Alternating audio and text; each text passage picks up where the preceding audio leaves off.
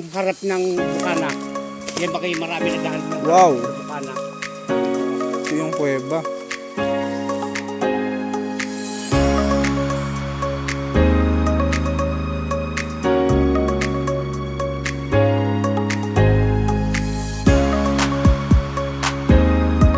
So, napakamura po nito.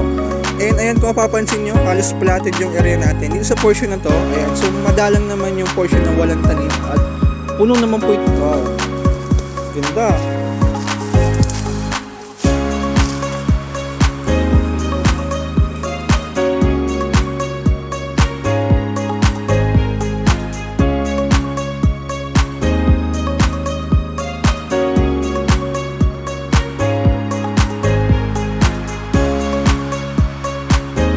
Bali, ganito ang buhangin dito. So, pino, mga ka-farmland. Ayan. And semi-white sand po yan, mga ka-farmland. Ayan, kung papansin nyo.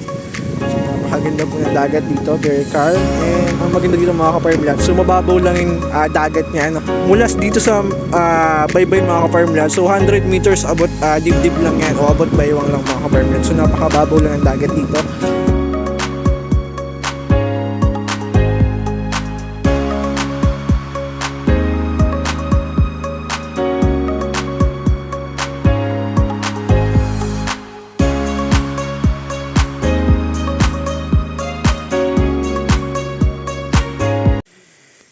Hindi, mga ka-farmland, ayan, so viewing po ulit tayo ngayon ng property. Ang location po nito is Calawag, Quezon. And ang size ng property natin is 1 hectare farm lot. Ayan, mga ka-farmland, sa mga naghahanap ng farm dyan na for retirement farm, ayan, so tamang-tama po ito. For only 800,000, so negotiable pa po yan, depende sa arrangement yun ng may-ari. So may less pa naman daw po. So I think baka mabawasan natin ng sagat at least mga 7 to 650,000, not bad. So napakamura po nito. And ayan, kung mapapansin nyo, halos platted yung area natin. Dito sa portion na to, ayan, so madalang naman yung portion na walang tanim at puno naman po ito ng tanim, sabi ng may-ari, papasukin din natin. So halos nyugan na yung portion na yan. So ito lang yung portion na bakante. So tamang-tama to, pwede kang magbahay dito or di kaya naman, pwede kang mag-alaga ng itik. Pwede mo yung bakuran, mga ka-farmland. And lagyan mo ng itik, ayan, pato, itik, sa manok, pwede rin, free range chicken, pwede kang mag-alaga dito. So kambing, ayan, so tama-tama po yan, babakuran lang natin yung property. So pasukin natin. And ang maganda dito, mga ka-farmland, may kuweba po ito, pero share ko lang. So yung kuweba dito is may treasure, pero depende na sa plano nyo. And tingnan din natin. Ayan. Yung bay bukana ng kuiba? Akala ko dito na. Yung kuweba nito mahaba, di ba? Kaya to? Oo. So based sa mga kwento, mga ka-farmland, may treasure yan. So depende lang sa plano nyo kung gusto nyo i-operate. Ayan. Pero dito sa farmland pa lang, panalo ka na. Pero kung ma-treasure mo yan, so paldo. So ayan, mga ka-farmland, dito, pantayin naman yung portion niya. Medyo naulan na.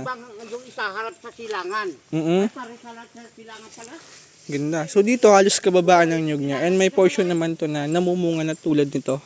Ayan. So yung matataas ng mga ka-farmland namumunga yan. And ito halos kababaan pa ng iba. Mga bagong tanim. And ito, ayun, medyo masukal na, no? Ayan. So, medyo masama lang panahon ngayon.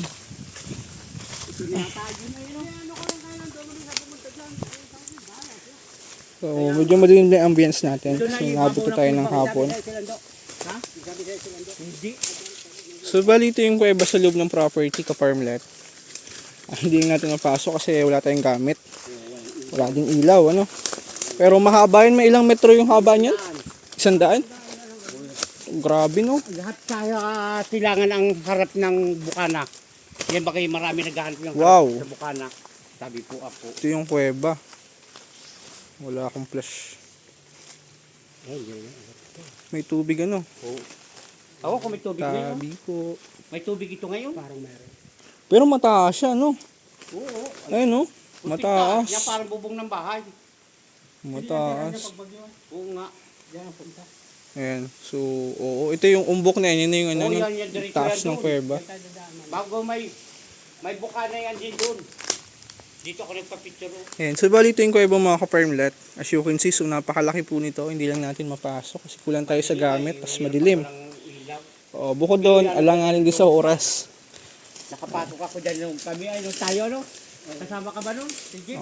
So dito mga ka-farm lot, ayan sa property pa lang panalo ka na, pero kung plano mo i-operate yung kuweba, so bonus na lang yan. Ayan, so swerte mo may kuweba. Ang maganda dito, pwede mo siyang gawing tourist spot. Ayan, pwede mo siyang gawing tourist attraction para ito na yung ibabaw ng kuweba. Ito yung lakaran natin. Maluwang di pati ilalim yan. Kuweba na yan. Ano? Maluwang ang ilalim. 10 metros. Malawak no. Ayun, man-made. Pala, hindi metros. Tingin mo kaya ito, man-made tao gumawa o ano, nature? Parang tao, may lamisa daw dati dyan ay. Tao gumawa. Sinasabog lang. Nakapun. Mga araw. Sabi nga. Ito, kuweba yan. Ibabaw na yan.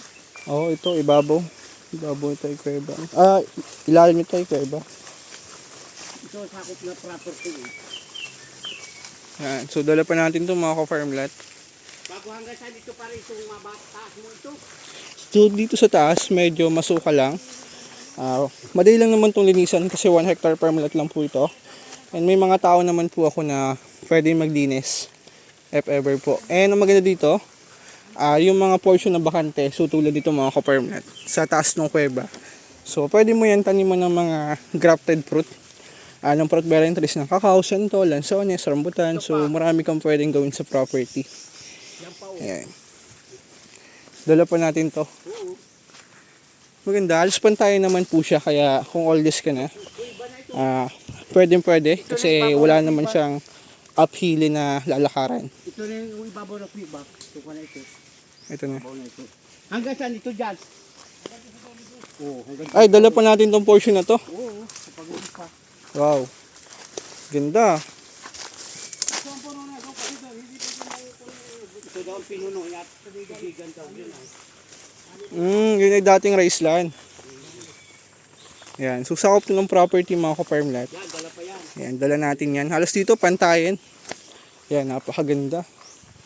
So, dito, yung mga gilid ng nyog para hindi masayang ano. So, pwede mong taniman yan ng mga grafted. Yung isang pinto, connected din doon. Okay, videoan ko lang to. Yan, ang maganda dito ko farm lot. Halos yung iba, halos puno ng nyog. Pero ngayon po kung papansin nyo sa mga vlogs ng other agent o kaya doon sa mga latest upload ko. So halos walang bunga ang nyog. Maganda dito, ayan, so may bunga siya. Ayan, so napakaraming bunga. Ayan. So, ibig sabihin, maganda mamunga ang nyog dito. Ayan. So ito, hindi pa ito namumunga ko farm lot kasi mabababa pa. Ayan. So, ayun, talagang bibihira ang bunga ng nyug. Pero, mas marami to compare dun sa other property na narating ko na as in wala talagang bunga. Ito naman, kababaan pa ng nyug niya. Kaya hindi pa talaga siya namumunga. Yan ang yung ginagay mong kuwan. Na walang tanim, yung kabila na yan dyan. Yung itong katabi ko, walang tanim yun, saka itong kabila. Nasa gitna ko ay. Ay, nasa gitna. Wala silang nasa Manila lahat ng mayari yan, pero binibinta rin yan. Hindi ko lang alam kung magkano mga presyo nila. Ay, walang laman ay. Bali, ito po yung pangalawang pinto mga ka-farm lot dito sa kuweba. Ayan. So, mataas. I think mga 10 feet o higit pa, no? Yung taas niya. Mari may tin.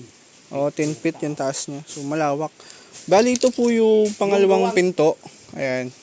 So, dati may nag-operate na rin dito. Pinatigil lang ng barangay kasi wala silang corporation sa barangay. So, siguro pwede naman itong i-operate. No? Makikipag-cooperate ka lang sa barangay. Oo nga. So, malamig yung binubugang hangin niya galing sa ilalim. Sa ilalim para ka aircon. Oo. Kailangan. Grabe ka farm lot. Ang lamig nung binubugang hangin niya galing sa loob. Kasi yun nga, dahil nga ito ay kuweba, bato. So, malamig yung hangin. Ayan. So, ito ay double purpose na rin. So, pwede niya i-operate pero depende na sa inyo. May mga ano So, yan, bonus na lang yan ka farm lot. may parang kabitan ng mga ilaw diyan sa gitna. Oo. Nakaukit din sa bato. Ayan, sa mga ka-hunter dyan. Ayan, grab nyo na to. So, wala pa naman po nakapag-treasure dito. Kaya kung possible, kung meron man, ay nandyan pa rin kasi wala pa naman nakapag-operate dito. Ayan. Nagsasarili ay hindi nagsasabi. Mayroon malisan ng barko. Ayan, kaya kung mag-operate kayo, magsasabi lang kayo sa barangay. Para may party sila, Pero yung may-ari, meron ng barangay. Oo, lagi dapat meron ng barangay dyan. Ito ang ibabaw nun eh. Ito pa ganyan. Kaya kung haba niyan. Nandun pa yan. Mahaba nga, no? Malawak ang loob niyan. Nakakarpula ko nga niyan eh, ano? Magit isang dami ko yan. Nagit 100 meters yung nasa ilalim. Yung ano, haba sa ilalim. Bago ang luang. Mga giswari ko ilalim niyan. Ay, mga 10 meters yung lapad sa ilalim. O bago ang taas ng mga, baka abutin din 10, mataas pa. 10 feet ang taas, Taas oo. pa. So, hindi lang natin ma-explore ka-farmland kasi kulang tayo sa gamit. Ayan, kung gusto nyo yung pasukin, pwede kayo magdala ng gamit. Explore natin yung Yan loob. pa lang sa loob. Lawitan lang nila ng gamit dyan. Alam na kung anong laman yan dyan. Oh, ito, dala pa to, no? Dala ito. Oo. Ito nga daw ang papagayon. Pagkakit yung pagayon. Sako pa to. Basta yung ano lang may tanim lang yun. Okay. Walang yung ibinibinta So, as you can see mga ka-farmland, wala naman tayong dinaraanan na up-down, ano. So, banayad pantay naman po yung property natin. Wala naman tayong dinaraanan ng uphill eh. Ayan. Yan yung palayan dati. Ito yung dating race line. Pwede dyan magtayo ng kwan, swimming pool. Swimming pool. Ayan, so ito yung dati niyang race line na pwede mong lagyan ng livestock. Ayan, kasi may, dito, dahil nga ayan kung mapapansin nyo, hindi na naubusan yung tubig, so ibig sabihin, mababaw lang level yan. Pwede kang mag-deep well dyan ka farmlet. Sa portion na yun.